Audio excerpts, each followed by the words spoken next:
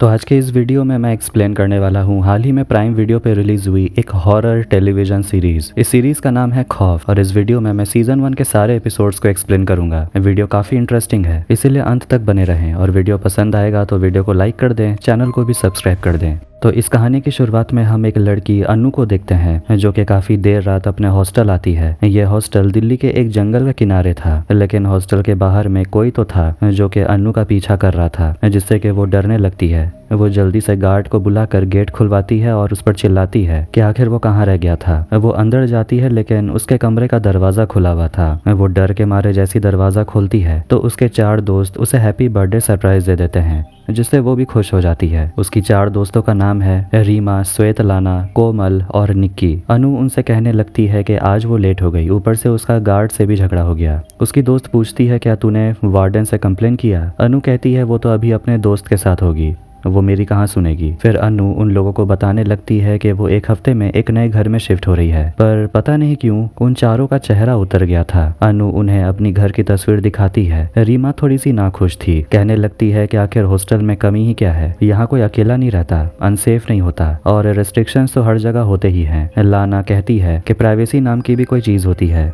जो यहाँ नहीं मिलता। खैर, इसके बाद अनु अपने दोस्त निक्की से बात करती है जो हकलाती है और कहती है कि ये प्लेस मेरे लिए कंफर्ट जोन बन गया है। रीमा सही कह रही है, मगर अनु यहाँ से निकलना चाहती है। इसके अगले सीन में हम मधु नाम की लड़की को देखते हैं जो कि दिल्ली शहर आती है। उसका बॉयफ्रेंड अरुण उससे मिलता है और वो मधु को अपने अपार्टमेंट ले जाता है जहाँ वो अपने दोस्त के साथ रह रहा था। अरुण यहाँ एमआर का जॉब करता है। राजीव मधु के लिए चाय लेकर आता है और मधु उसे सॉरी कहती है कि वो उसके रूम में रहने वाली है। राजीव कहता है कोई बात नहीं, बस लैंडलॉर्ड को पता नहीं चलना चाहिए, नहीं तो वो हम सबको बाहर निकाल देगा। फिर बाद में मधु फ्रेश होती है और उसके बाद जब वो बाहर आती है तो उसका बॉयफ्रेंड अरुण कहता है कि मेरे दोस्त लोग बाहर गए हुए हैं। फिर वो दोनों रोमांटिक होने लगते हैं, लेकिन मधु को अजीब लोगों की झलकियां नजर आती है जिससे वो डर जाती है। अगले दिन मधु जाती है अपना जॉब इंटरव्यू देने के लिए और वो दिल्ली का ट्रैफिक जैम देखकर एकदम डर गई थी। इधर इंटरव्यू के समय वो डर डर के सारे जवाब दे रही थी। मैनेजर उसे पूछता है आपने लिखा है कि आप ग्रेजुएट हैं, लेकिन आपके डॉक्यूमेंट्स तो यहाँ है नहीं। मधु कहती है वो मैं घर पर ही भूल गई। इंटरव्यू होने के बाद वो अपनी एक दोस्त बेला से मिलती है।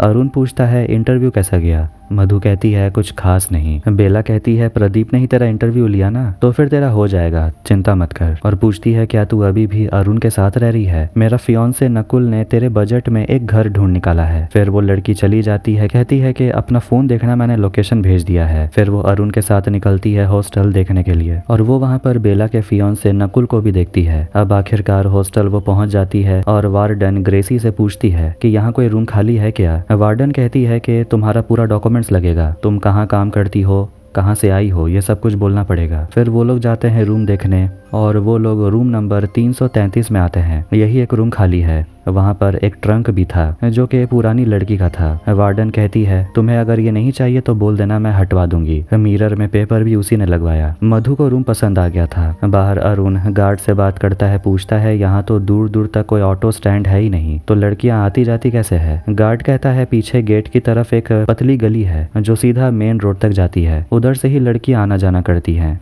अरुण मधु से बात करता है क्योंकि उसने मधु के बैग में एक दवाई देखा। मधु कहती है कि तुमने मेरा बैग क्यों चेक किया? और वैसे भी मुझे नींद नहीं आती तो मैं करूँ क्या, मुझे वो दवाई लेनी पड़ती है। अरुण को हॉस्टल सेफ नहीं लगा, कहता है कि वैसे भी यहाँ पर वार्डन 6 महीने का एडवांस मांग रही है, ऐसा करता कौन है? मधु कहती है वैसे ये जगह काफी सस्ता है, तो दिक्कत क्या है? अरुण मधु को डॉक्टर सोहिनी के पास ले जाता है और डॉक्टर कुछ दिन के लिए अपने घर से ही क्लिनिक चला रही है। मधु वहाँ एक बिल्ली को देखती है तो डॉक्टर की बेटी कहती है कि ये किसी के पास नहीं जाती, इंसानों से तो नफरत ही करती है, इसका नाम है राक्षस और उस लड़की का नाम है कियारा। डॉक्टर मधु से कहती है कि मैं क्लिनिक अपने घर पर ही शिफ्ट कर रही हूँ और मुझे एक असिस्टेंट की जरूरत है, तुम अगर अवेलेबल हो तो बोलना। अब रात के समय देखते हैं हॉस्टल में 3 लड़कियां रूम नंबर 333 में घुसकर उइजा बोर्ड का इस्तेमाल करके अनु के भूत को बुलाने की कोशिश करती हैं। वो लोग सोचते हैं कि पहले भी कुछ नहीं हुआ तो अभी भी क्या ही होगा, लेकिन तभी कोई दरवाजा पीटने लगता है और ये वही लड़की है लाना जो लड़कियों से कहती है कि इस रूम में तुम लोगों को नहीं आना चाहिए था, जाओ अपने अपने कमरे में। मगर वो लोग दरवाजा उसके मुंह पर बंद कर देते हैं। लाना बाहर से दरवाजा बंद कर देती है और अंदर में मोमबत्ती अपने आप बुझ जाता है, जिससे कि लड़कियां चिल्लाने लगती हैं। वार्डन बाहर से चिल्लाने की आवाज सुनती है और वो भी लड़कियों से परेशान हो जाती है। फिर वो अपनी दोस्त कांस्टेबल मिश्रा से बात करती है, कहती है कि ये लड़कियां ना किसी को यहाँ टिकने नहीं देती, कल एक नई लड़की आ रही है। वार्डन मिश्रा से पूछती है जीवा का कुछ पता चला, तो मिश्रा कहती है वो जेल से छूटा था लेकिन वो फिर से भाग गया। उसका दोस्त बब्बन, वो सभी लोग राजस्थान में एक स्मगलिंग केस में पकड़े गए थे। अगली सुबह वार्डन रीमा से जाकर बात करती है, कहती है कि तुम्हारे हस्बैंड से कांटेक्ट हुआ, तुम्हारा यहाँ टाइम खत्म, तुम्हें जाना होगा। मगर रीमा 8 मंथ प्रेग्नेंट होती है, इसीलिए वो कहती है इस हालत में मैं कहीं नहीं जाऊंगी। वार्डन कहती है कि तुम्हारे हस्बैंड को मैंने बुला लिया है, तुम यहाँ से जा रही हो। फिर वो लाना का दरवाजा पीटती है। निकी वहाँ आती है और कहती है कि मैं भी जल्दी पैसे दे दूंगी। जब वार्डन उन्हें बताती है कि एक लड़की आ रही है 333 में रहने के लिए, तो बाकी लड़कियां डर जाती हैं। कहती है उस रूम में कुछ तो है, मगर वार्डन उनको धमकाती है कि ये उल्टी सीधी कहानी उसके सामने मत बोलना, वरना एक एक को उठाकर फेंक दूंगी। कुछ समय के बाद अरुण मधु को हॉस्टल छोड़ देता है, लेकिन गार्ड अरुण को ऊपर जाने से मना कर देता है क्योंकि ये गर्ल्स हॉस्टल है। मधु अपना सामान खुद ले जाती है और मधु अपने कमरे में आती है, कमरा नंबर 333। वो ट्रंक पर अपना बैग रखती है और जब खिड़की से वो बाहर देख रही थी तो उसका बैग गिर जाता है। फिर वो ट्रंक को चेक करने लगती है। इधर कांस्टेबल मिश्रा को देखते हैं बब्बन पकड़ा गया था और वो उससे पूछती है जीवा कहाँ है, मगर वो कहता है महीनों से मैंने उसे नहीं देखा। मिश्रा कहती है मैंने कहा था ना मेरे बेटे से दूर रहना। जिसके बाद बब्बन बताने लगता है कि पुरानी दिल्ली में एक हकीम रहता है, उसी के पास तेरा बेटा जीवा काम करता था। फिर हम उसी हकीम को देखते हैं जो कि एक अपने पेशेंट मिस्टर भल्ला से बात कर रहा था। वो अपनी दूसरी पत्नी के साथ रह रहा है और उसकी पिछली पत्नी इस दुनिया से जा चुकी है, लेकिन अब मिस्टर भल्ला की तबीयत कुछ ठीक नहीं रहती। तो हकीम उससे कहता है आपकी पहली पत्नी मर के भी वापस आ चुकी है और उसी की बुरी नजर आपको लगी है। फिर वो अंदर जाकर उस आदमी के लिए दवाई बनाता है, जिसमें कि वो एक बिच्छू को पीस करके डाल देता है और वो दवाई वो उस आदमी को देता है। मिस्टर भल्ला पूछते हैं इसमें कुछ अजीब तो नहीं,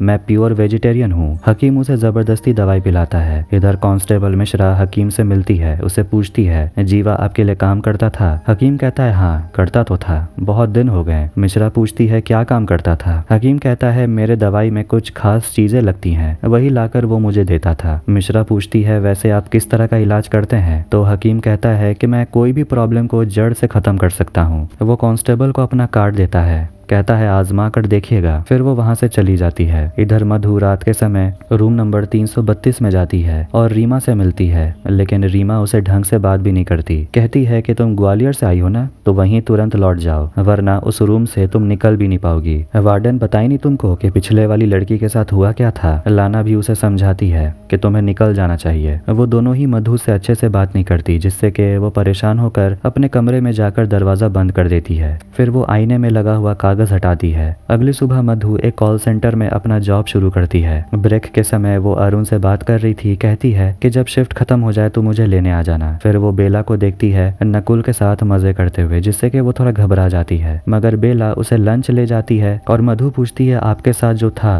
क्या वो नकुल था?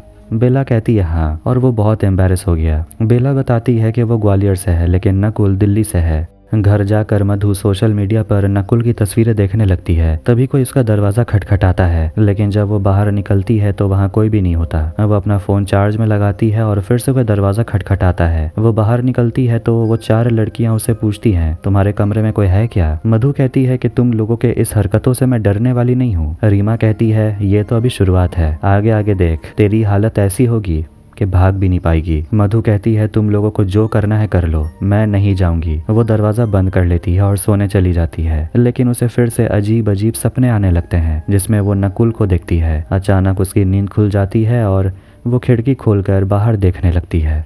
फिर 1 साल पहले के फ्लैशबैक को देखते हैं। ग्वालियर के कॉलेज में जहां मधु पढ़ा करती थी, उसी कॉलेज में फेयरवेल हो रहा था और मधु अपने परफॉर्मेंस के लिए तैयार हो रही थी। फिर वो स्टेज पर जाती है और शायरी पेश करती है और बाद में अरुण भी उससे मिलने के लिए आता है। और अब उसे इंतजार नहीं हो रहा था कि कब 1 साल बीतेगा और मधु उसके साथ दिल्ली में रहने के लिए आएगी। वो कहती है मुझे घर जाना है, मुझे घर छोड़ दो, लेकिन अरुण उसे साइड में लेकर जाता है जहाँ दोनों रोमांटिक होने लगते हैं। लेकिन तभी वहाँ 3 लोग आते हैं और उन दोनों को पीटने लगते हैं। हैं। उनमें से एक मधु को पकड़ लेता है और दो मिलकर अरुण को जमीन पर पटक देते हैं और एक लड़का मधु को घसीट कर दूसरे कमरे में ले जाता है। अब यहाँ प्रेजेंट में मधु नकुल की तलाश में उसके ऑफिस चली जाती है, मगर एक लड़की उसे बताती है नकुल यहाँ काम करता है और वो लंच के बाद आएगा। मधु कहती है कि मैं यहाँ दूसरे इंश्योरेंस कंपनी में काम करती हूँ, मुझे बस नकुल का एड्रेस चाहिए या फिर उसका फोन नंबर। लेकिन वो लड़की कहती है मैं नहीं दे सकती, बहुत रिक्वेस्ट करती है और मधु कहती है कि आप मेरा नंबर ले सकते हो, तो वो लड़की मान जाती है। फिर देखती है कि नकुल आ गया था, लेकिन इससे पहले नकुल वहाँ उसे देखता मधु वहाँ से भाग जाती है। लाना के गले में एक अजीब सा निशान था और जैसे ही वो एप्पल खाती है तो उसे उल्टी हो जाती है। वार्डन को उसके गैरेज में एक पुरानी गाड़ी मिलती है जिसे वो चलाने का सोचती है, लेकिन गाड़ी के डिक्की में से आवाजें आ रही थी और वो गलती से गाड़ी को एक पत्थर से ठोक देती है। फिर उसकी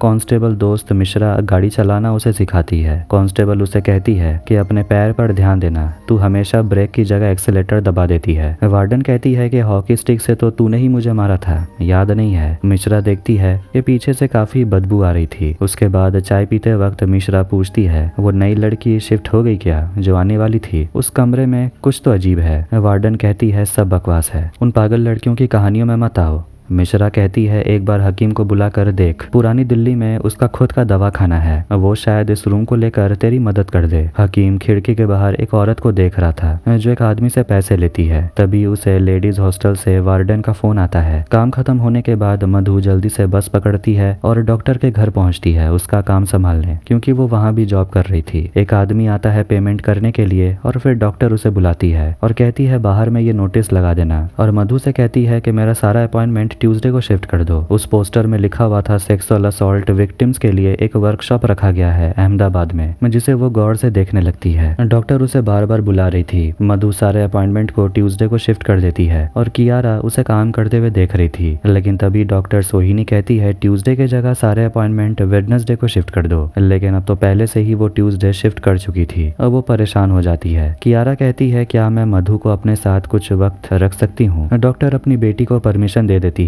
फिर वो दोनों बैठकर हॉरर मूवी देखते हैं और कियारा अपने पापा के डेथ के बाद से स्कूल नहीं जाती। हॉरर फिल्म को देखकर मधु कहती है कि पहले मैं हॉरर फिल्म देख भी नहीं सकती थी, मुझे बहुत डर लगता था, लेकिन अब तो मुझे हर जगह डर लगता है। कियारा बोलती है कि डर हमें अलर्ट कर देता है, ये तो अच्छी बात है। इधर डॉक्टर से बात करते वक्त मधु पूछती है कि मेरे रूम में जो लड़की रहती थी कुछ समय पहले उसकी डेथ हो गई, लेकिन उस लड़की की जो फ्रेंड्स है वो उससे बात भी नहीं करती और बहुत ही अजीब बर्ताव करती है और हमेशा हॉस्टल के अंदर ही रहती है, बाहर ही नहीं निकलती। उनमें से एक औरत प्रेग्नेंट है। डॉक्टर कहती है हो सकता है कि अपने दोस्त को खोने के बाद ट्रॉमा से उभरने के लिए उन्हें यही सही रास्ता लगा। हमें इस बात का कोई सेंस समझ नहीं आता, लेकिन शायद उन्हें यही सही लगता है। मधु कहती है मगर वो लोग बोलती हैं कि मेरे रूम में कुछ है। डॉक्टर कुछ नहीं बोलती। इधर हॉस्टल में देखते हैं कि वो चारों लड़कियां वार्डन से बात करने के लिए जाती हैं, क्योंकि वो नहीं चाहती कि हकीम हॉस्टल में आए और उस कमरे में जाए। वार्डन उसे पूछती है आखिर तुम लोग यहाँ हो क्यों? तुम लोगों को कभी यहाँ से जाना नहीं है क्या? वो लोग कहती हैं कि आपको क्या लगता है हमें यहाँ से नहीं निकलना,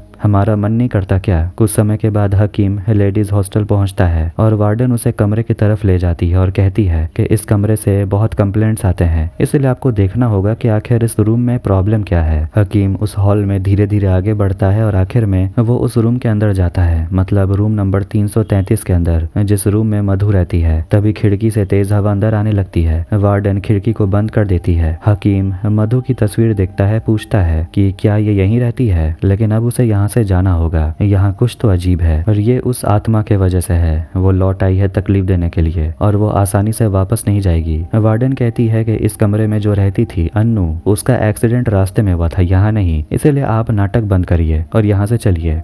हकीम बाहर आकर लड़कियों से बात करता है, कहता है मैं जानता हूँ कि कुछ तो है जो तुम लोगों को रोक रहा है, जो तुम्हें तकलीफ देता है। वार्डन चिल्लाकर कहती है बकवास मत करिए, निकल जाइए। मगर वो कहता है कि मैं तो चला जाऊंगा, लेकिन यहाँ जो कुछ भी होगा वो आपको बहुत भारी पड़ेगा। जाते जाते कहता है कि मौत आप सबका इंतजार कर रहा है, खासकर उस लड़की के लिए जो उस रूम में रहती है। इधर मधु मेट्रो स्टेशन में जाने का सोचती है, लेकिन अंदर में अंधेरा देखकर वो हिचकिचा जाती है, इसीलिए वो बस पकड़ती है, लेकिन उसके पीछे पीछे जो आदमी खड़ा था वो बार बार उसे टकरा रहा था जानबूझकर। इससे मधु परेशान हो जाती है। इतना ही कम नहीं था कि बस से उतरने के बाद वही आदमी उसका पीछा करने लगता है। वो उस आदमी को इग्नोर करते हुए चलते रहती है और आखिर में हॉस्टल पहुंच जाती है। वो जल्दी से जाकर फ्रेश होती है लेकिन उसे कुछ आवाजें सुनाई दे रही थी और उनका कॉल आता है और वो कहती है हाँ मैं 10 मिनट में आ रही हूँ। फिर वो तैयार हो रही थी तो लग रहा था कोई उसे देख रहा था। लाना जब बाहर में कुत्तों को खाना खिला रही थी, हकीम उससे मिलने के लिए आता है। लाना धमकी देती है मैं गार्ड को बुला दूंगी, मगर हकीम कहता है कि तुम्हारी मर्जी। किसी का गुस्सा और नफरत तुम सभी के अंदर जहर की तरह घुल रहा है, जकड़ के रखा है तुम सभी को। वो गेट खोलता है और लाना को बाहर आने को बोलता है। लाना घबराते हुए बाहर जाती है लेकिन वो भागते हुए अंदर आ जाती है और गेट बंद कर देती है और कहती है आप मदद नहीं कर सकते। हकीम बोलता है कि मैं इतनी जल्दी हार नहीं मानूंगा। वो उसे एक शीशी देता है। लाना पूछती है इसमें क्या है? हकीम कहता है जहर भी और दवा भी। फिर वो चला जाता है। शाम के समय मधु अरुण के साथ घूमने के लिए गई हुई थी और वो लिपस्टिक ट्राई कर रही थी। डिनर करने के लिए दोनों बैठते हैं और अरुण अपने एमआर के जॉब से परेशान हो चुका था। मधु पूछती है तुम्हारी मैनेजर गीतिका है क्या जो तुम्हें बार बार मैसेज करती है? लगता है ये बॉडी भी उसी के लिए बना रहे हो। अरुण मुस्कुराता है, कहता है कि मैं तुमसे मिलने के लिए आता हूँ लेकिन मैं बॉडी उसके लिए बना रहा हूँ। अरुण उसे कहता है कि वो हॉस्टल बिल्कुल भी सेफ नहीं है, मधु को वापस अपार्टमेंट में आ जाना चाहिए। मधु कहती है अब बंद भी करो, वहाँ और भी तो लड़कियां रहती हैं। अरुण कहता है मगर उन लड़कियों में और तुम में बहुत फर्क है। मधु नाराज हो जाती है और वो रोने लगती है। अरुण की बात भी नहीं सुनती। फिर दोनों का झगड़ा होने लगता है और मधु कहती है मुझे पता है कि मेरे अलग होने का मतलब क्या है, गिल्ट के वजह से तुम मेरे साथ रह रहे हो। अरुण मधु को अपने अपार्टमेंट ले जाता है और उस हादसे वाले दिन को याद करता है जब वो 3 बदमाश उन दोनों पर हमला किए थे और एक बंदा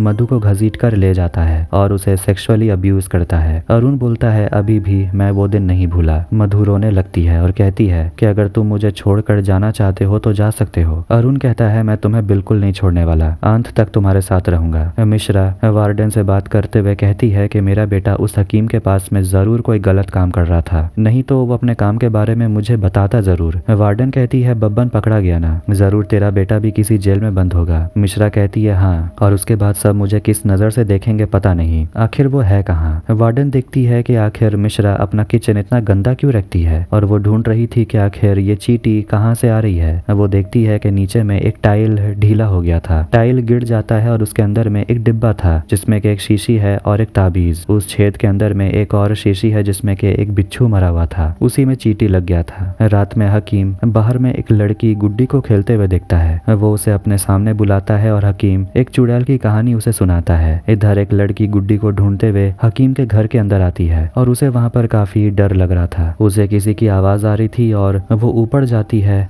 और हमें उसी लड़की के चिल्लाने की आवाज आती है। अगली सुबह लाना एप्पल खाती है और मुस्कुराती है।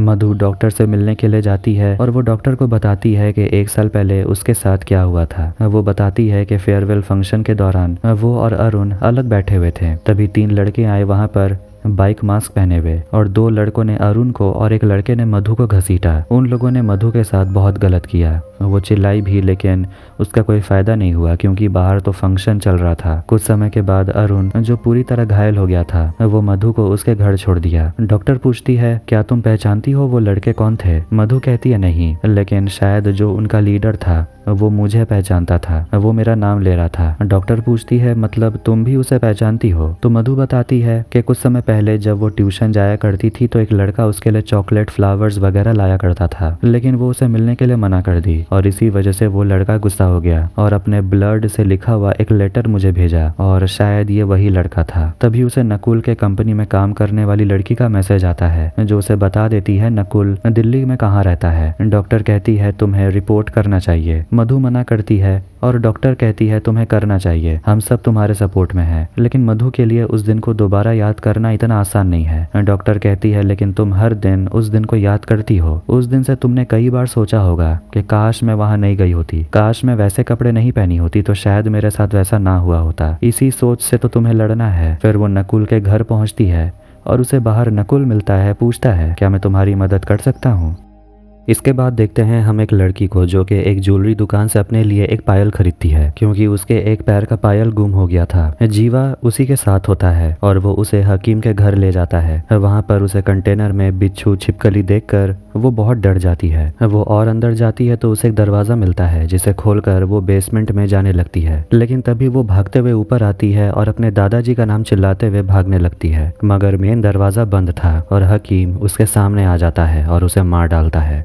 अब यहाँ प्रेजेंट में मधु नकुल के घर पे होती है। नकुल उसे पूछता है, आप मेरे ऑफिस क्यों आई थी? मधु झूठ कहती है, क्योंकि मुझे पता चला आपके ऑफिस में वैकेंसी है। नकुल पूछता है, फिर आप मुझे क्यों ढूंढ रही थी? वो फिर से झूठ बोलती है, मुझे लगा आपका रेफरेंस दूंगी तो शायद मेरा काम बन जाएगा। नकुल बोलता है, आप झूठ बोल रही हो, आप मेरा ग्वालियर का एड्रेस ढूंढ रही थी, लेकिन क्यों? मधु कहती है, क्योंकि तुम मुझे जानते हो, तुम ही थे उन लड़कों के साथ उस रात। नकुल कहता है, मैं तो बस जानता हूँ कि तुम बेला की दोस्त हो, उससे ज्यादा कुछ नहीं। मधु भड़कने लगती है, लेकिन फिर नकुल अंदर चला जाता है अपने पापा की मदद करने, जो अब चल नहीं पाते। नकुल बताता है कि मेरे पापा कल ही गिर गए थे, आज ही हॉस्पिटल से लाया हूँ इन्हें। यहाँ तक कि नकुल के पापा को कुछ भी याद नहीं रहता क्योंकि उन्हें डिमेंशिया है। नकुल मधु के लिए चाय बनाता है, लेकिन फिर भी मधु उस रात की ही बात करते रहती है और कहती है कि तुम ट्यूशन से मेरे पीछे थे, लेकिन वो कहता है, मैं अपनी जिंदगी में कभी ग्वालियर नहीं गया, मैं तुम्हें जानता भी नहीं। वो कहती है, पर मैंने नकुल नाम सुना था।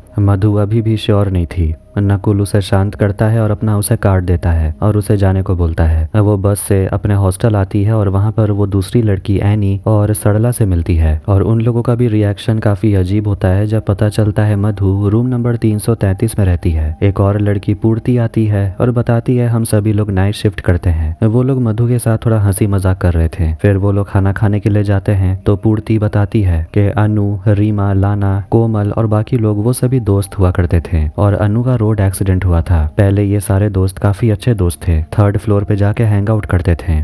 अनु की मौत के बाद से ये लोग काफी ज्यादा अजीब हो गए हैं। लाना खाना खाने के लिए आती है तो वो कुक को डांटती है कि वो हमेशा औरतों को देखते क्यों रहता है। इधर कांस्टेबल मिश्रा हकीम के क्लिनिक पहुंच जाती है जहां बहुत सारे पेशेंट्स बैठे हुए थे और वो बाहर से ही देखते रहती है कि आखिर हकीम लोगों की कौन सी प्रॉब्लम ठीक करता है। फिर वो हकीम को दिखाती है बिच्छू का तेल जिसके स्मगलिंग में काफी पैसा है, 1 ग्राम का 5 लाख मिलता है। पूछती है, मेरा बेटा कहाँ है? हकीम बोलता है, बेटा आपका तो मुझे कैसे पता कि जीवा कहाँ है? फिर वो प्रूफ करने के लिए कि उसकी दवा कोई जहर नहीं है, वो खुद अपनी दवाई को पी लेता है। वो बाहर निकल के उस औरत से मिलती है जो अभी अभी हकीम से चेकअप करा के आई थी। हकीम ने उसे जवाब दे दिया था कि उसके पास ज्यादा वक्त नहीं है। मिश्रा देखती है कि उस औरत के हाथ में एक कट का निशान था। उस औरत का पति बोलता है, हकीम कभी कभी यहाँ से खून निकालते हैं, देखने के लिए बीमारी ज्यादा बढ़ी है या नहीं। फिर मिश्रा उस कट का फोटो लेती है और उन्हें जाने देती है। इसके बाद वो अपने इंस्पेक्टर से मिलती है और वो लोग भी जीवा के बारे में बात करते हैं जो अभी फरार है।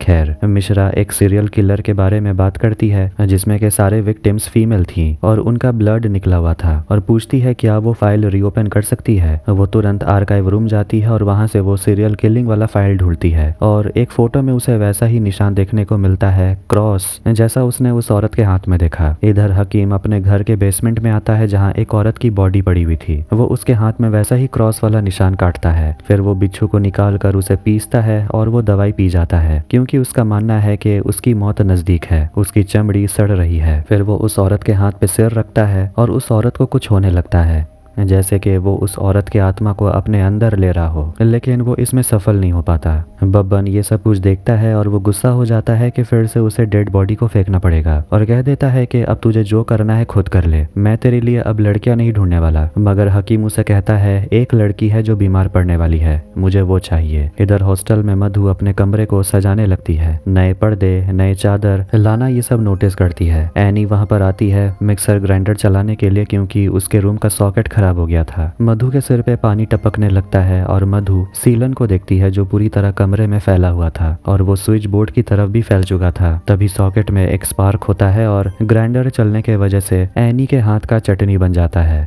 लेकिन ये तो बस मधु का डर था जिसके बारे में डॉक्टर उसे बताती है कि डर हमें बुरी चीजों से सावधान कर देता है। मधु पूछती है, मगर नेगेटिव चीज सोचने से और भी ज्यादा नेगेटिव इमोशंस आने लगते हैं, ज्यादा तकलीफ होती है। डॉक्टर कहती है, ऐसा तो है, लेकिन जितना तुम उस इमोशन को दबाने की कोशिश करोगी वो ट्रॉमा उतनी ही ज्यादा इंटेंसिटी से लौटने की कोशिश करेगा। डॉक्टर पूछती है, तुम्हारे साथ जब रेप हुआ था तो क्या तुम उस चीज को एक डर की तरह देखती हो? मधु कहती है, मुझे तो घिन आती है, उसे याद करके नफरत होती है, गुस्सा भी आता है। बाद में कियारा मधु को उसी का फोटो बनाकर देती है जिसमें कि उसका हेयर स्टाइल अलग होता है। इसके बाद मधु अपना हेयर स्टाइल बिल्कुल उसी फोटो जैसा कर लेती है। फिर वो अरुण से मिलने के लिए जाती है और दोनों रोमांटिक होने लगते हैं। अचानक अरुण रुक जाता है। इधर कांस्टेबल मिश्रा एक हस्बैंड वाइफ से मिलने के लिए जाती है जो कि बहुत ही गरीब है और उनकी भी बेटी को बेच दिया गया था और जिनको बेचा गया वो लोग उसे डॉक्टर कहते हैं और ये साफ है कि उनकी बेटी को हकीम के पास बेचा गया था। यहाँ फिर से हकीम रूम नंबर 333 में आता है। मिश्रा अपने बेटे की तस्वीर दिखाती है, पूछती है क्या यही आता था तेरी बेटी से मिलने? वो लोग कहते हैं हाँ यही तो आता था। लड़कियां हकीम से बोलती हैं कि हमें यहाँ से निकलना है, कोई तरीका बताओ, हमारे पास पैसे नहीं है। हकीम कहता है पैसे की जरूरत मुझे नहीं, एक चीज मुझे चाहिए, जो लड़की यहाँ रहती है उसे मेरे पास भेज देना। तभी कमरे में एक सामान गिर जाता है और फैन टेढ़ा होने लगता है और ट्रंक के अंदर से आवाजें आ रही थी। तभी कोई अदृश्य शक्ति हकीम को गला पकड़ के उठा लेता है। फिर जैसे ही वहां पर वार्डन आती है सब कुछ पहले जैसा हो जाता है और वो चिल्लाने लगती है कि आखिर ये अंदर कैसे आया और वो उसे निकल जाने को बोलती है। लाना हकीम से पूछती है अंदर क्या हुआ। हकीम बोलता है हमें मधु को एक मीडियम की तरह इस्तेमाल करना होगा। वो लाना को समझा देता है कि ये रास्ता इतना आसान नहीं होने वाला, अगर पीछे मुड़ना है तो अभी मुड़ जाइए। मगर लाना तैयार थी। हकीम उसे समझा देता है कि जब वो लड़की बीमार हो जाए तब उसे मेरे पास लेकर आना। इधर मिश्रा को अपने बेटे के चीजों में से एक पायल मिलता है जो कि एक विक्टिम के पायल से मिलता है। वो हैरान हो जाती है कि आखिर उसका बेटा क्या करता था। वार्डन मधु को बुलाकर बताती है लाना तुम्हारे कमरे में एक हकीम को बुलाकर लाई थी, तोड़ फोड़ भी हुआ। मधु गुस्सा हो जाती है, कहती है जब से मैं आई हूँ वो 4 लड़की मेरे पीछे पड़ी हुई हैं। वार्डन कहती है मैंने उन लोगों को बहुत डांटा, अब तुम भी जाकर झगड़ा मत शुरू कर देना। बाद में रीमा मधु से मिलने आती है और वो मधु को उसका शर्ट देती है, बोलती इसमें बटन टूटा हुआ था तो मैंने सील दिया। मधु खुश होती है और उसे अंदर बुलाती है। रीमा बोलती है तुम्हारे शर्ट में एक ऐसा दाग था जिसे मैं पहचानती हूँ, बस में मैंने भी बहुत धक्के खाए हैं, ऐसे लोगों का एक ही इलाज है, सेफ्टी पिन घुसेड़ देना। फिर कोमल आती है, रीमा को चाय देती है और वो एक दूसरा चाय मधु को देती है। फिर वो लोग अनु के बारे में बातें करने लगते हैं जो इस कमरे में पहले रहती थी। मधु को वो चाय थोड़ी कड़वी लग रही थी इसीलिए वो उसे रख देती है। इसके बाद वो अरुण के साथ जाती है पार्टी करने, बेला और नकुल के साथ। बेला अरुण को ले जाती है ड्रिंक कराने और मधु नकुल को सॉरी कहती है। वो कहता है कोई प्रॉब्लम नहीं। फिर वो दोनों भी ड्रिंक करते हैं और आखिर में सब लोग डांस करते हैं। अरुण बहुत ज्यादा पी लेता है और वो बाद में मधु के साथ जबरदस्ती करता है तो वो उस पर चिल्ला देती है। अरुण वहां से चला जाता है। बाद में वो अरुण से मिलती है तो अरुण कहता है कि हम दोनों एक साथ है इसीलिए ये सब कुछ हो रहा है, वो दिन हमसे कभी अलग नहीं होगा। मधु से कहती है कि तुम्हें अगर मुझसे पीछा छुड़ाना है तो बोल दो, बहाना मत दो। वो जाने लगती है तो अरुण उसे रोकता है और बताता है कि उस दिन जब वो बैक स्टेज में फोटो खींचकर अरुण को सेंड की थी तो अरुण ने वो फोटो अपने दोस्तों को फॉरवर्ड किया था, लेकिन अरुण के दोस्तों ने मधु की वो फोटो पूरे ग्रुप में भेज दी और इसीलिए शायद वो बदमाश लोग पहुंच गए थे और ये सब कुछ हुआ अरुण के वजह से। मधु हैरान होकर ये सारी बातें सुन रही थी। वो हॉस्टल आती है और अजीब आवाजें हमेशा उसे सुनाई देती ही रहती है। इस बार उसे सहा नहीं जाता और वो ट्रंक को खोलने की कोशिश करती है लेकिन आवाज और भी ज्यादा तेज होने लगती है। फिर जब वो सो रही थी तो एक बिच्छू उसके पास आता है और वो अपने सामने एक शैतान को देख पाती है। तभी उसकी नींद खुल जाती है और उसके पैर में बिच्छू के स्टिंग का निशान था। फिर फ्लैशबैक में जीवा हकीम के घर पे हकीम को देखता है बेसमेंट में लड़की के बॉडी को काटते हुए और हकीम देखता है कि जीवा लड़की के बॉडी पार्ट्स को बेचकर पैसे कमा रहा था जिससे कि हकीम को फर्क नहीं पड़ता। जीवा काला जादू सीखना चाहता है हकीम से कि कैसे वो लड़कियों को अपने वश में कर लेता है। हकीम उसे जादू सिखाने के लिए मान जाता है, कहता है मेरे साथ रहो, धीरे धीरे सीख जाओगे। वो जब अपने घर आता है तो उसकी माँ उसे बुला रही थी और वो उसे पूछती है कि आखिर इतने दिन वो कहाँ था, बिना बताए कहाँ चला गया था। वो कहता है मैंने तो बोला था कि मैं बब्बन के साथ काम करता हूँ। मिश्रा पूछती है कौन सा काम, मगर जीवा कुछ भी नहीं बताता। मिश्रा अपने बेटे पर गुस्सा हो जाती है, कहती है तुझे वापस जेल भेज दूंगी, लेकिन जीवा अपनी माँ पर ही चिल्लाता है और उन्हें बहुत बुरी बुरी बात कहता है और जाने लगता है और कहने लगता है कि जब वो जेल जाने वाला था तो उसकी माँ उसे बचाई भी नहीं। तब मिश्रा बताती है कि तूने एक लड़के की आंख फोड़ दी थी, उसका बाप तुझे मार डालता कहाँ छुपाती तुझे बचाने के लिए ही तो तुझे जेल भेजा। फिर वो रोने लगती है तो जीवा अपनी माँ को संभालता है। वापस से प्रेजेंट में अगले दिन हॉस्टल में मधु खाना खाने के लिए बैठती है तो उसके घाव की हालत और भी ज्यादा खराब हो गई थी। फिर वहाँ पर रीमा और कोमल आती है और वो लोग फिर से उसे दवाई पिलाने के बहाने उसे चाय देते हैं, मगर इस बार वो मना कर देती है। फिर उसका फोन बजते रहता है। अरुण का फोन था लेकिन वो फोन नहीं उठाती। रीमा और कोमल उसे समझाते हैं कि तू तो अभी जवान है, इसलिए लड़कों के पीछे घूमना बंद कर। बस स्टैंड में अरुण उसे मिलता है लेकिन मधु से मिलना नहीं चाहती, बात भी नहीं करती और वहां से चली जाती है। ऑफिस में वो नकुल से मिलती है और उसे सच बताती है कि जिन लड़कों ने उसके साथ गलत किया था अरुण उनको पहचानता था। नकुल को ये सुनकर काफी शौक लगता है। वो उसकी मदद करना चाहता है मगर मधु कहती है मैं मैनेज कर लूंगी जैसे अब तक करती आई हूँ। उस दिन हॉस्टल में निकी की माँ पहुंच जाती है और बड़ी बहन तनीषा। वो दोनों यहाँ की गर्मी और गंदे स्मेल से परेशान थे। वहाँ तो वो लोग पानी भी नहीं पीते। जब वो लोग निकी की हालत देखते हैं तो वो तो और भी ज्यादा घबरा जाते हैं कि आखिर वो ऐसे कचरे में कैसे रह रही है। जब वार्डन का ऑफिस इतना गंदा है तो कमरे की हालत क्या ही होगी। वो लोग पूछते हैं कि आखिर निकी फोन क्यों नहीं उठाती, मैसेज का रिप्लाई क्यों नहीं करती। तो वो लोग उसे वापस आने को बोलते हैं। इसके बाद वो लोग वहां से निकलते हैं लेकिन गेट के बाहर जाते ही निकी की हालत खराब होने लगती है। उसे भयानक आवाजें उसके दिमाग में घूमने लगती हैं, उसके नाक से खून निकलने लगता है और वो चिल्लाने लगती है मुझे वापस जाना है। वो लोग वापस हॉस्टल आ जाते हैं और माँ और तनीषा निकी को फाइनली घर ले जाना चाहते थे लेकिन निकी मना करती है। इधर बस में फिर से एक आदमी मधु से चिपक रहा था तो वो उसे एक मुक्का मार देती है। वो डॉक्टर के घर पहुंचती है और डॉक्टर की बिल्ली को खाना देती है लेकिन बिल्ली तो उसे देकर भाग जाती है। उसे नकुल का मैसेज आता है मगर वो फोन नहीं उठाती। तभी वो अपने पीछे किसी को देखती है और वो डर जाती है। नकुल का उसे ऑडियो मैसेज आता है जो उसे रात में नाइट क्लब चलने को बोलता है। उसके घाव की हालत और भी ज्यादा खराब थी। वो एक दवाई लेती है फिर अचानक उसे पता नहीं क्या होता है कि वो एकदम से वायलेंट हो जाती है। वो उस बिल्ली को पकड़ लेती है जो उसे दूर भाग रही थी मगर कियारा उसे देख लेती है। मिश्रा हकीम के घर के बाहर वाले ज्वेलरी शॉप में जाती है और बब्बन से कहती है कि ये पायल की दुकान तेरी है, ये पायल विक्टिम के पैर से मिला। बब्बन कहता है ये यहाँ की नहीं है। मिश्रा उसे कहती है तू और तुम्हारे मालिक हकीम अंदर जाओगे। बब्बन बताता है कि ये पायल तेरे बेटे जीवा ने उस लड़की के पैर से उतारे थे। मिश्रा कहती है झूठ बोल रहा है तू। बब्बन कहता है तेरा बेटा हैवान है। हकीम लाना को कॉल करता है और उसे पूछता है वो लड़की कहाँ है। लाना कहती है वो तो अभी काम पे गई है, उसे हम लोग दवाई दे रहे हैं। वो एक क्लिनिक में काम करती है। इधर शाम के समय मधु नाइट क्लब तैयार होकर जाने लगती है और जैसे ही एक लड़का उसे छूने की कोशिश करता है तो वो उसके आंख में पेपर स्प्रे छिड़क देती है। फिर वो पत्थर उठाकर उसका सिर फोड़ देती है। हकीम ये सब देख रहा था कि मधु धीरे धीरे वायलेंट हो रही थी। वो नाइट क्लब पहुंचती है और नकुल से मिलती है। उसे देखकर वो कहता है कि वो काफी अलग लग रही है और अच्छी लग रही है। फिर वो मधु को अपने दोस्तों से मिलाने ले जाता है और बेला भी हैरान थी। पूछती है कि क्या तुम्हें नकुल ने बुलाया।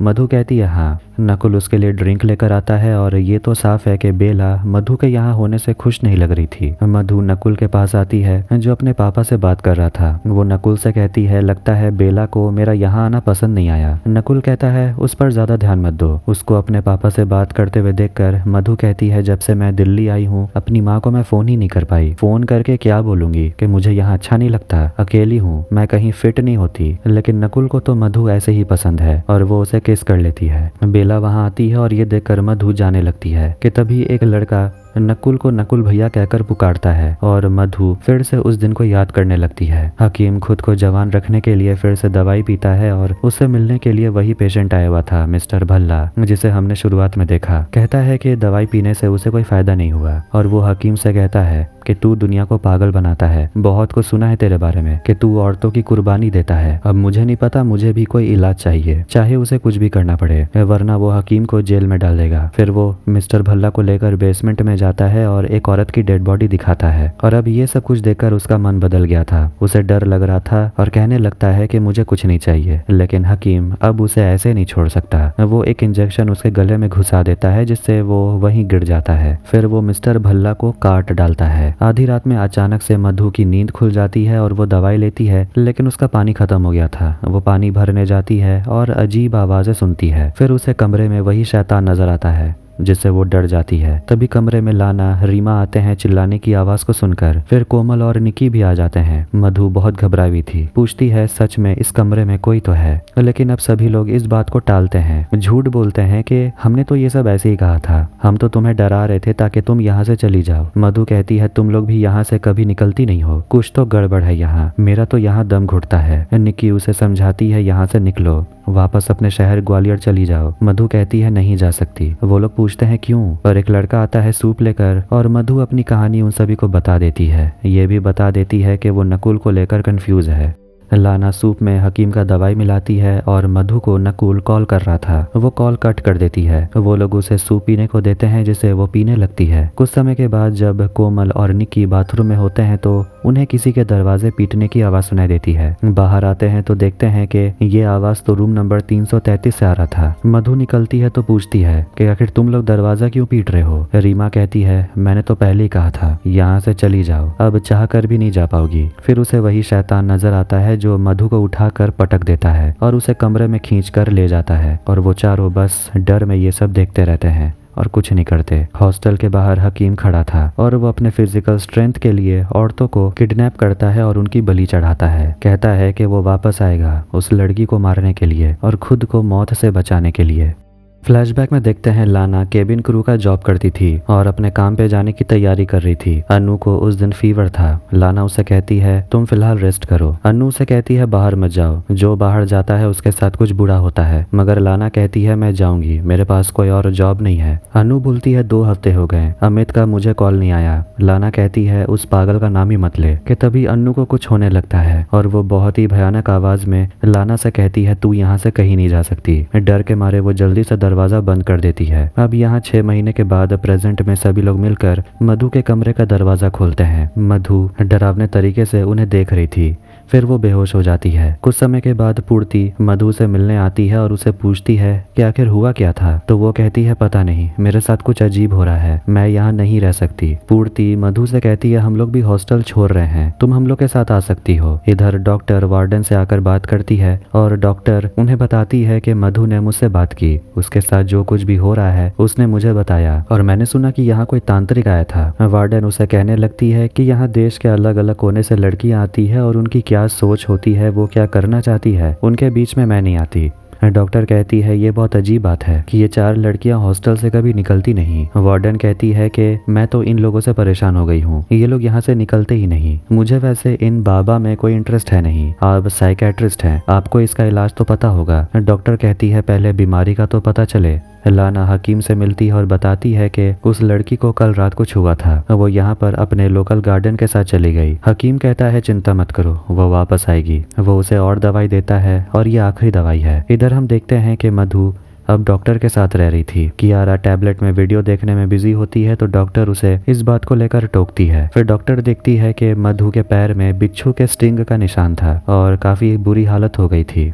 डॉक्टर उसे पूछती है कि तुम्हारे कमरे में नींद की दवाई मिली, क्यों ले रही हो ये सब। मधु कहती है मुझे नींद नहीं आती और अजीब अजीब सपने आते हैं। वो बताती है कल रात उसके साथ क्या हुआ था। डॉक्टर पूछती है तुम्हें किसने घसीटा। मधु बोलती है उसका चेहरा मैंने देखा नहीं। डॉक्टर कहती है तुम दोबारा उसी दिन को जी रही हो, तुम्हारे साथ जो सेक्सुअल असॉल्ट हुआ था। मगर मधु कहती है वो बात नहीं है, उस कमरे में कुछ तो है। डॉक्टर ऑनलाइन एक आर्टिकल पढ़ती है और उसके बाद वो वार्डन को कॉल करके कहती है कि मुझे उन 4 लड़कियों से मिलना है। इधर रात के समय कियारा मधु को हॉल में अजीब तरीके से खड़े हुए देखती है। मधु उसकी तरफ मुड़ती और भयानक आवाज में कहती है वापस जाओ। कियारा डर के मारे चली जाती है। सुबह में मधु कियारा को जगाती है और उसका चेहरा देखकर ही डर गई थी। मधु कहती है तुम्हारी मॉम तो काम पे चली गई, अब हम लोग शाम को मिलेंगे। कल रात के इंसिडेंट के बाद तो कियारा डरी हुई थी। डॉक्टर हॉस्टल आती है और वो सभी लड़कियों का चेकअप करती है। कोमल बताती है वो भागलपुर से है और वो यहाँ पर एक कोर्स करने के लिए आई थी। लाना बताती है वो कोहिमा से है और वो यहाँ दुनिया देखने के लिए आई थी, लेकिन ये दुनिया वैसी नहीं है जैसा उसने सोचा था। एनी बताती है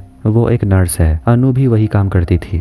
लाना बोलती है अनु ही थी जो मुझे अच्छे से समझती थी। फिर वो डिप्रेशन में चली गई क्योंकि उसका बॉयफ्रेंड अमित उसे छोड़ दिया। डॉक्टर रीमा से पूछती है आखिर आप इस हॉस्टल से निकलती क्यों नहीं। देखते हैं कि उसका पति कपिल बेटी को लेकर आया था ताकि वो रीमा को यहाँ से ले जा सके, लेकिन वो यहाँ से जाने से मना कर देती है। कपिल गुस्से में वहाँ से चला जाता है क्योंकि उसे लगता है कि रीमा नाटक कर रही है, लेकिन जैसे ही वो गेट के बाहर कदम रखती है तो उसे अजीब सा लगने लगता है। एनी उस रात के बारे में बताती है जब उन 5 दोस्तों में फिजिकल फाइट हुई थी, लेकिन निकी इस बात से इनकार करती है। डॉक्टर पूछती है कि आखिर तुम लोग अन्नू को कमरे में बंद करके क्यों रखते थे। निकी कहती है क्योंकि अन्नू वायलेंट हो जाती थी, वो भ्रम देखती थी। डॉक्टर उन सभी को गेट के बाहर आने को बोलती है देखने के लिए कि आखिर होता क्या है। कोमल हिम्मत करके बाहर आती है, तभी एक भयानक आवाज उसे कहती है अंदर जाओ, और उसके चेहरे पर एक खरोच का निशान बन जाता है। मधु अरुण से मिलने के लिए आती है। फिर वो लोग उस समय के बारे में बात करते हैं जहां उन लड़कों ने उन पर हमला किया था। अरुण कहता है कि वो अपने पुलिस अंकल के साथ मिलकर पूरा कॉलेज छान मारा था, लेकिन उन्हें वो 3 स्टूडेंट नहीं मिले जिन लोगों ने उन पर हमला किया। अरुण खुद को दोष देता है, कहता है कि हमें अगले दिन पुलिस के पास जाना चाहिए था, हम लोगों ने गलती कर दी। मधु उसे कह देती है कि अब हम दोनों का साथ रहना सही नहीं और गिल्ट में मेरे साथ रहना बंद कर दो, मुझे कॉल मत करना।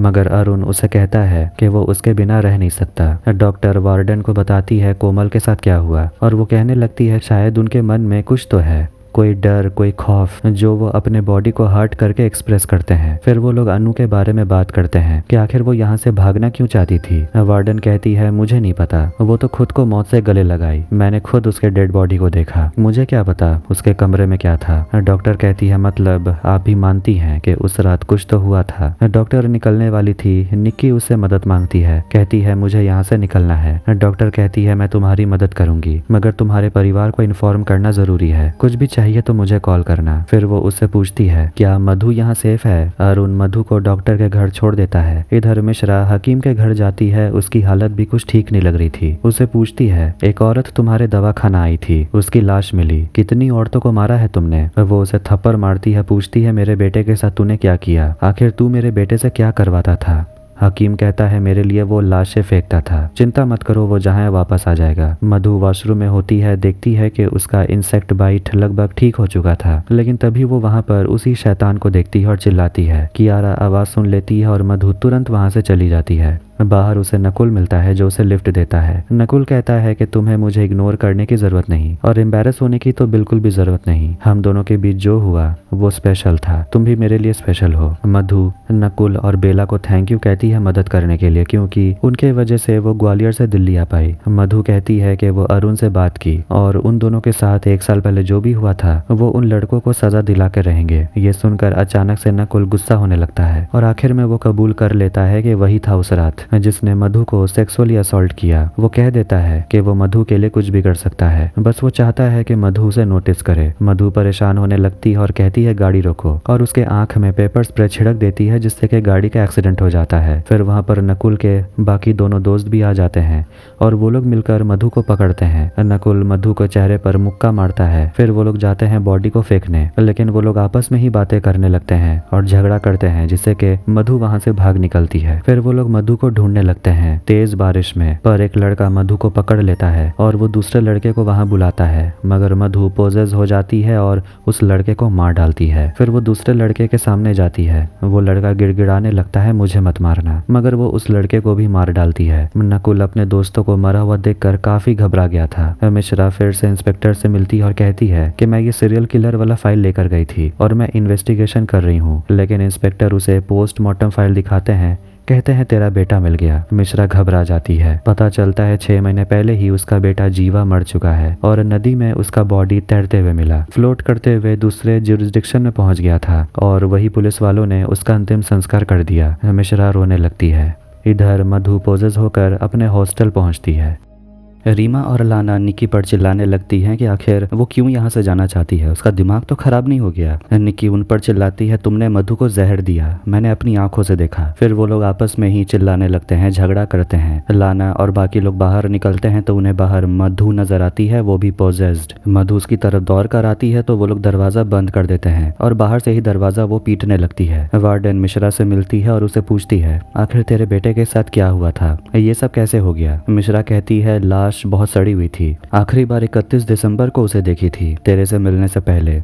जरूर उसी रात कुछ तो हुआ था। वार्डन पूछती है तुझे क्या लगता है हकीम ने मारा है उसे? मिश्रा हकीम को मारना चाहती थी। वार्डन उसे समझाती है ये सब ना सोचने। फिर वो मिश्रा को कहने लगती है कि जो कुछ भी हुआ है ना इसमें तेरी ही गलती है, क्योंकि तूने ही अपने बेटे को सिर पे चढ़ा के रखा था। मिश्रा गुस्से में ग्लास फेंक कर एक्वेरियम तोड़ देती है। मिश्रा कहती है तू इतना क्यों बोल रही है, तुझे तो घर कभी बसाना ही नहीं था, कभी मेरी मदद करने आई। दोनों के बीच में बहस हो जाती है और मिश्रा वहां से चली जाती है। अगली सुबह मधु बाहर हॉल में जागती है। अरुण उसे मिलने के लिए आता है और पूछता है कि आखिर उसके साथ क्या हो रहा है। तो वो उसे अपना चेहरा दिखाती है जहां जख्म के निशान थे। वो पूछता है यह किसने किया? मधु कहती है बेला का फियोंसे नकुल ही है, वो नकुल जिसने हम पर हमला किया था, और उसी के 2 दोस्त थे उस दिन। अरुण तुरंत जाना चाहता था रिपोर्ट लिखवाने, लेकिन मधु उसे रोकती है और कहती है रिपोर्ट किस लिए, मैंने तो उन तीनों को मार दिया जंगल में। फिर वो कहने लगती है मुझे लगता है मेरे पहले जो कमरे में अनु रहती थी उसी ने मेरी मदद की है उन सभी को सबक सिखाने में। अरुण को ये सब कुछ समझ नहीं आ रहा, लेकिन वो उसकी बात मान लेता है। बाद में वो कहता है कि आज सुबह नकुल का मुझे कॉल आया था, तुम फोन नहीं उठा रही थी तो मैंने बेला को कॉल किया और नकुल ने फोन उठाया तो उससे मेरी बात हुई। मधु हैरान हो जाती है कि नकुल अभी भी जिंदा है। मधु की ऐसी हालत देखकर अरुण उसे कहता है 1 घंटे में मैं तुम्हें लेने के लिए आऊंगा, यहाँ से चलते हैं। वो अंदर आती है तो रीमा और लाना उसे पूछती है तुम दोनों को पता है मुझे आखिर हो क्या रहा है? तो वो दोनों बोलती हैं ये बात तो हम तुमसे तब से बोल रहे हैं, लेकिन हम पर कोई यकीन कहाँ करता है। हम लोगों ने एक हकीम को बुलाया था, वो तुम्हारी मदद कर सकता है। मधु उनसे कह देती है कि मैं हॉस्टल छोड़ रही हूँ। वार्डन रीमा और लाना से कहती है निक्की को लेने के लिए पेरेंट्स आ रहे हैं, उसके बाद तुम लोगों की बारी है। मिश्रा अपने सीनियर से मिलती है और वो सीरियल किलर वाले केस के जड़ तक जाना चाहती थी, लेकिन इंस्पेक्टर को दूसरे केस में इंटरेस्ट था। एमएलए का भाई गुम हो गया है, उसे ढूंढना है, और देखते हैं एमएलए का भाई कोई और नहीं बल्कि वही पेशेंट है मिस्टर भल्ला। डॉक्टर और निकी के मम्मी और दीदी निकी को लेने के लिए हॉस्टल आते हैं। डॉक्टर कहती है कि हमें निकी को सेडेट करके बाहर ले जाना होगा। डॉक्टर बजा जाती है और वो लोग निकी को बेहोश करते हैं, लेकिन इससे पहले वो अपनी बड़ी बहन से कह देती है कि अगर मुझे कुछ होने लगे तो वापस मुझे इसी हॉस्टल में ले आना। निकी को बेहोश करने के बाद वो लोग निकी को लेकर हॉस्टल से निकल जाते हैं। उन्हें सामने रास्ता ब्लॉक मिलता है तो एक पुलिस ऑफिसर बताता है कि सामने 2 डेड बॉडीज मिली हैं, और वो डेड बॉडीज किसी और की नहीं बल्कि नकुल के दोनों दोस्तों की है, जिसको कल रात मधु ने मारा था। खैर, इधर मधु हकीम के घर के बाहर पहुंचती है और बबन उसे अंदर लेकर जाता है। बबन उसे बाहर बैठने को बोलता है और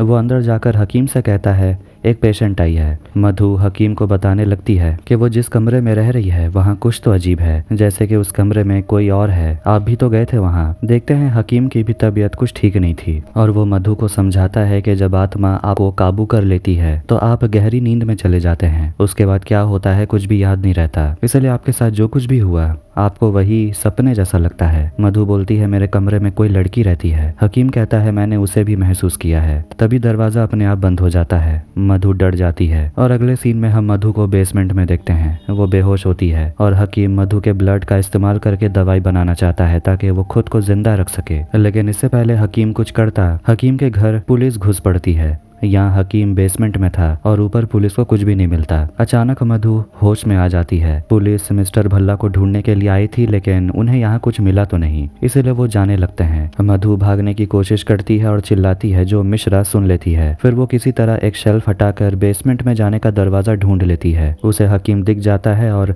वो लोग बाकियों को आवाज देती है। हकीम मधु को छोड़ देता है और वो भाग जाती है। हकीम मिश्रा से कहता है कि अगर मुझे कुछ हुआ तेरा बेटा तुझे नहीं मिलेगा। मिश्रा कह देती है मेरे बेटे की बॉडी मिली है। हकीम कहता है मगर तेरा बेटा यहीं है। तेरे बेटे की मौत वहीं हुई थी, हॉस्टल के उसी कमरे में जहां वार्डन किसी को जाने नहीं देती। मैं तुझे तेरे बेटे से मिलवा सकता हूँ। मिश्रा कुछ नहीं बोलती और चुपचाप हकीम को वहाँ से जाने देती है। इधर बेहोश अवस्था में निकी के ब्रेन को स्कैन किया जाता है। हॉस्टल में तीनों लड़कियों को वार्डन कॉल करके बताती है कि निकी बिल्कुल ठीक है और अब तुम लोगों का भी निकलने का समय हो गया, बैग पैक कर लो, जिससे कि उनके अंदर उम्मीद की किरण जगने लगती है कि वो लोग आखिरकार इस नरक से निकल पाएंगे। डॉक्टर को बताया जाता है रिपोर्ट शाम को मिलेगा, लेकिन तभी वो देखती है कि निकी अचानक से पैर हिलाती है, पर वो तो बेहोश थी। फिर अचानक निकी का सिर फट जाता है और वो मशीन के अंदर ही छटपटाने लगती है। हॉस्टल में तीनों को पता चलता है निकी अब नहीं रही और वो लोग अंदर से टूट जाते हैं कि उनकी दोस्त अब हमेशा के लिए चली गई। मिश्रा मधु से मिलने हॉस्पिटल जाती है और उसे पूछती है कि उस कमरे में कौन है। अरुण चिल्लाते रहता है कि आखिर ये कैसा सवाल है,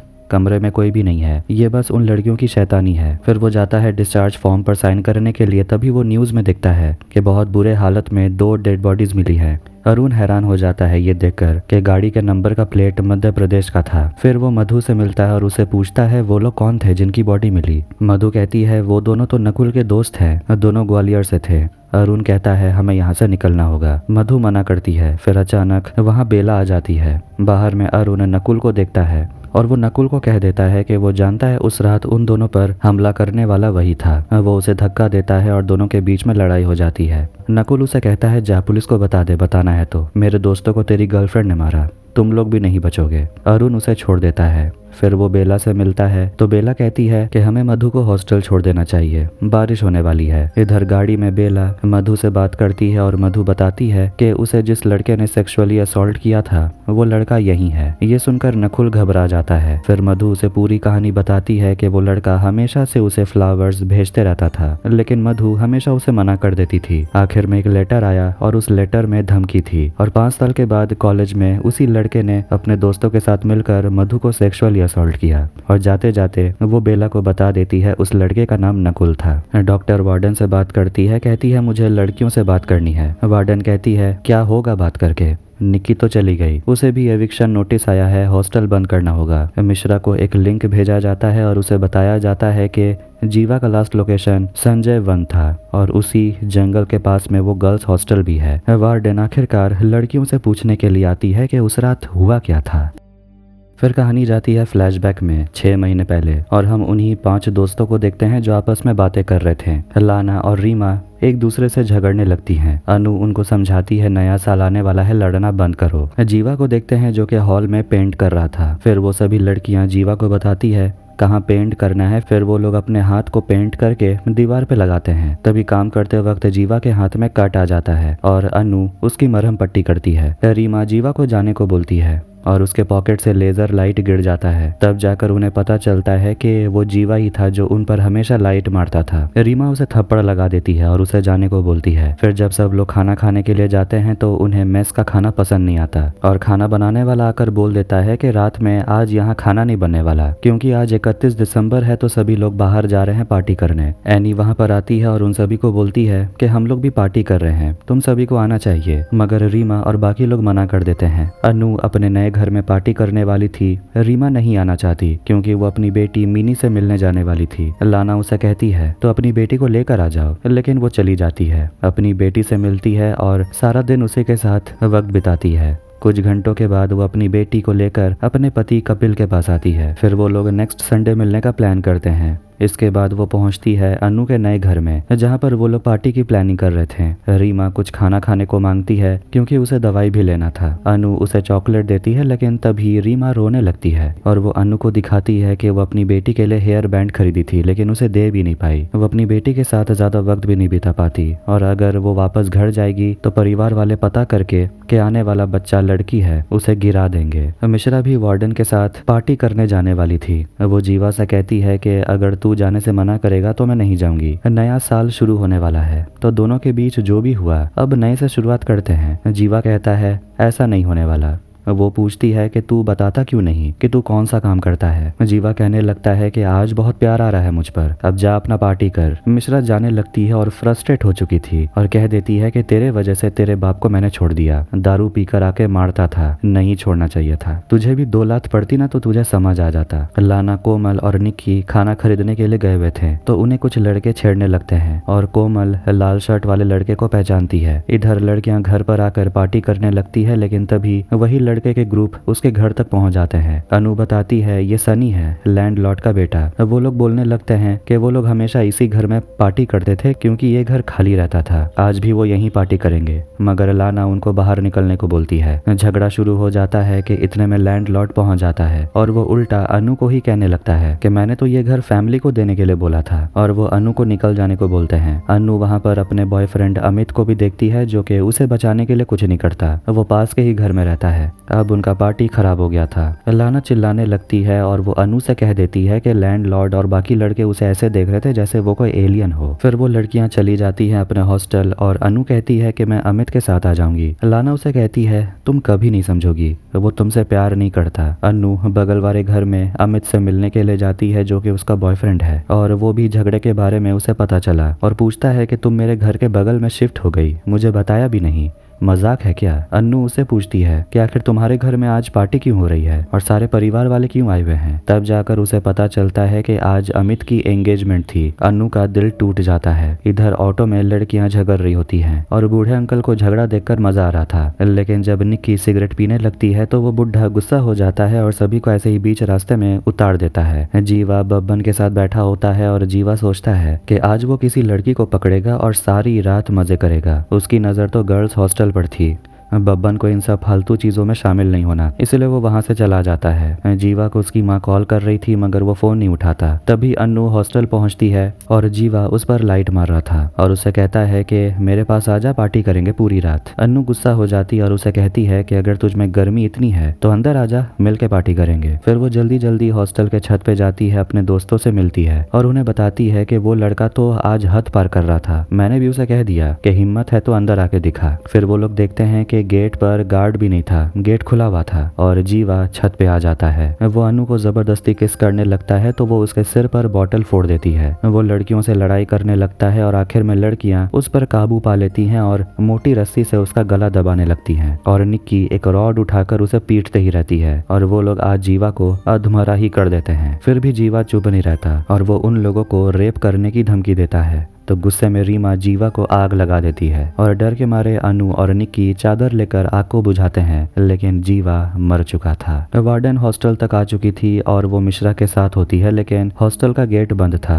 तो वो हॉर्न बजा रही थी और देखती है कि छत पे पार्टी हो रही थी, जिससे वो लोग गुस्सा हो जाते हैं। लड़कियां बॉडी को लेकर नीचे आती हैं और अनु के कमरे में चली जाती हैं। इधर मिश्रा रीमा को डांट रही होती है कि आखिर छत में बॉनफायर जलाने की क्या जरूरत थी। लड़कियां ट्रंक में जीवा के बॉडी को रख देती हैं मगर वो अभी भी जिंदा था, पर वो लोग जबरदस्ती ट्रंक को बंद कर देते हैं। वार्डन लड़कियों से कहती है दरवाजा खोलो और वो उन सभी को डांटने लगती है और उनसे कहती है लाइट बंद करके सो जाओ। मिश्रा छत पे जाती है और वहां की हालत को वो नोटिस करती है, लेकिन नीचे चली जाती है। कुछ समय के बाद लड़कियां जीवा के बॉडी को नदी में फेंक देती हैं। अब कहानी प्रेजेंट में आती है और मिश्रा हकीम से भीख मांगती है कि एक बार मुझे मेरे बेटे से मिला दो।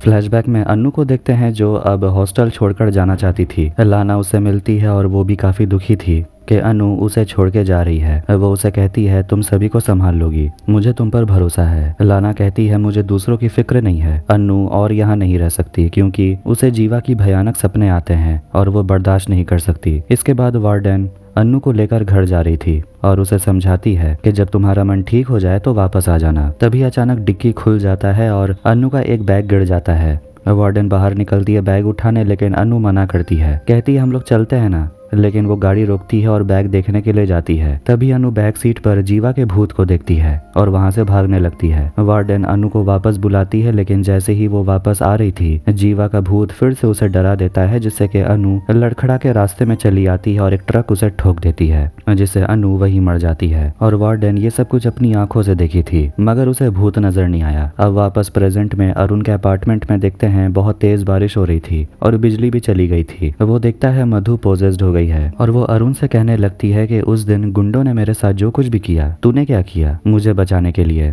खुद तो कुछ कर नहीं पाया, तभी तो मुझे करना पड़ा, मैंने उन दोनों को मार दिया। और उनको गुस्सा आने लगता है। मधु उसे कहती है जिम जाकर बॉडी बनाने का क्या फायदा जब ये बॉडी काम ही ना आए। गुस्से में अरुण उसका गला पकड़ लेता है, लेकिन मधु हंसते ही रहती है। फिर वो बोलती है उसे हॉस्टल जाना है। अरुण पूछता है क्यों, तो वो भयानक आवाज में कहती है उन तीनों ने मुझे वहीं रखा है। अरुण डर जाता है। इधर हॉस्टल में देखते हैं सभी लड़कियां धीरे धीरे हॉस्टल छोड़कर जा रही थी क्योंकि एविक्शन नोटिस जो मिला है हॉस्टल खाली करना है। वार्डन को पता चलता है सभी लड़कियां जा चुकी है, सिर्फ वही तीनों लड़कियां नहीं गई। तभी वहां की बिजली चली जाती है। इधर वो तीनों बाहर निकलने का हिम्मत उठाती है और पहले लाना जाती है, लेकिन इससे रीमा के पेट में दर्द होने लगता है। बच्चे के बाहर आने का समय हो गया, इसलिए वो लोग रीमा को कमरे में ले जाते हैं और सरला रीमा का ख्याल रखती है। वो कुछ दवाई लाने अपने कमरे में जाती है और वो हॉल में मधु को देखती है। मधु सरला पर हमला करती है। आवाज सुनकर लाना बाहर आती है और मधु को पोजेस देखकर लाना चिल्लाती है, कोमल दरवाजा बंद कर। मधु लाना पर हमला करती है और उसे घसीट कर ले जाने लगती है। फिर वहाँ गार्ड और मेस में काम करने वाला